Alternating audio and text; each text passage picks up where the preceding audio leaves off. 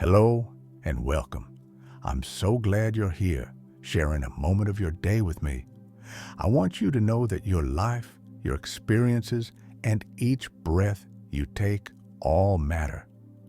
I know that when we reach our 80s and beyond, life sometimes feels like a slow, quiet stream that meanders gently. But in these years, a great deal of meaning and wisdom can still unfold. Today, let's talk about peaceful acceptance after 85 and explore 7 truths that bring clarity in these final chapters of life. Whether you're already in your mid-80s or still journeying toward them, I invite you to settle in and listen to each point in a spirit of openness. I suspect some of these ideas will resonate deeply, and if you feel that sentiment welling up, please let me know in the comments. In fact, comment "Chabia peaceful confidence" if you're ready to face anything that comes your way. Now, let's begin with the first of these 7 truths. First, it's the acceptance that your body is doing the best it can.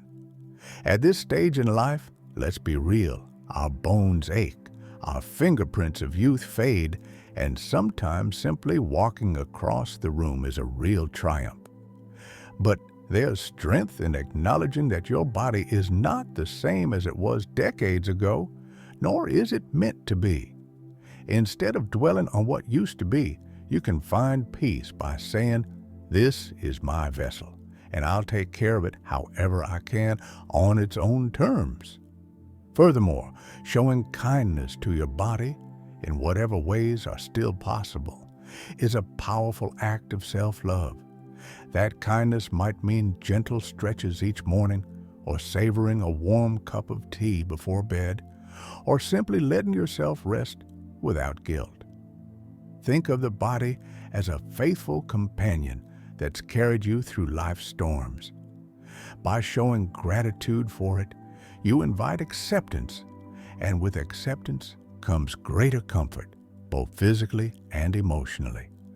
Do consider sharing your own bodily wisdom in the comments using peaceful confidence, because it might help someone else realize they're not alone in their aches and pains. Second, there's the beautiful clarity that your relationships come to matter more than ever. In your 80s and beyond, the acquaintances of youth have long since gone their own ways, and you're left with a circle often smaller but infinitely more precious.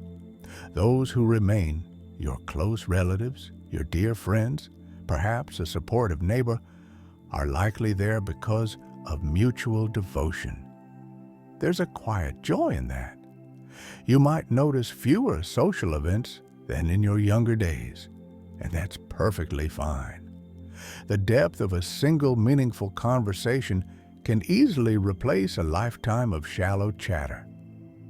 In these final years, you often find yourself wanting only the genuine bonds that bring you peace rather than stress. So, cherish every phone call, every shared slice of cake, every warm hug, because they truly are treasures now. Let your loved ones know how you feel, and if you feel comfortable, share a memory from decades past that ties you together. The more open you are, the more they will see the depth of your heart. If you're finding value in these insights, please remember to like this video so our community can keep growing. And if you ever want to share your own wisdom with others, consider leaving a comment or subscribing. Your perspective might just spark hope in someone else. Third, the mind often grows more reflective in these years, and regrets can sometimes press themselves forward. But a gentle truth is that you can find new ways to heal from old regrets. This might surprise some people because they think regrets are just burdens you carry to the end. But reflection is also an opportunity to let go, to open yourself to forgiveness. Forgiveness can mean sending a letter or making a phone call to a person you wronged or who wronged you. It can also mean a quiet conversation with yourself, giving yourself permission to move past something you've already learned from. No matter what has happened, you can find ways to offer yourself compassion now. If you're wrestling with regrets, consider telling your story in the comments and add peaceful confidence to show you're inviting forgiveness into your life. Remember, every time we share a regret and how we're moving beyond it, we shine a small light for others who might be struggling in the same darkness. Fourth, your sense of purpose can shift, but it never leaves you entirely. In our culture, sometimes older people feel that once they're no longer working or actively caring for family, their purpose has vanished. Yet I firmly believe that your contribution at this age is still vital. You can serve as a mentor to younger generations, whether they're in your family or in your community. You can share your life stories, your joys, your mistakes, your moments of triumph, and your honest reflections. Even if you don't have a big platform, something as simple as a heartfelt conversation with a curious granddaughter can make a lasting difference. Younger folks need your perspective. They often get bombarded by so much noise these days, technology, endless social updates, all that hustle. Hearing how you navigated the world decades ago can offer real grounding and wisdom. Don't underestimate the power of your voice. It can plant a seed of confidence or kindness that continues to grow in someone else's life. It's an amazing thing to realize that your legacy is not simply in the material possessions you leave, but in the heartfelt truths, lessons, and love you've passed on. Next, the fifth truth. Gratitude grows richer with age. I've spoken with many people in their 80s who tell me they notice small moments of beauty far more than they did in their younger years. The morning light through a window, the taste of mashed potatoes just like Mom used to make, or the simple joke that makes your grandchildren laugh. These small details can feel like gifts you no longer take for granted. Even if your activities are now more limited, that sense of wonder can remain. Perhaps you can't take a trip to the mountains, but you can admire a breeze through the trees in your backyard or enjoy a short stroll down the block. Paying attention to these bits of loveliness can bring an enormous sense of fulfillment. This is another perfect place to mention peaceful confidence in the comments. If you're grateful for a small part of your day, sunshine on your windowsill, maybe a call from a dear friend, share it. Gratitude, even in its tiniest form, has a downright magical way of amplifying our resilience. The sixth truth is that looking ahead to your final chapter doesn't have to be frightening. It can be approached with honesty, and you can still find light in it. I know that preparing for what's to come, be it advanced medical directives or funeral plans, might feel daunting. Yet, there's a genuine sense of peace that accompanies making these arrangements early. When you are clear about your wishes, you're effectively freeing yourself and your loved ones from potential confusion or conflict. A quiet comfort comes from knowing there won't be a scramble of decisions in a time of heightened emotion. Being proactive in matters like these doesn't rush the end. It simply ensures that your final wishes reflect who you truly are. That sense of clarity can become a source of calm for both you and those you love.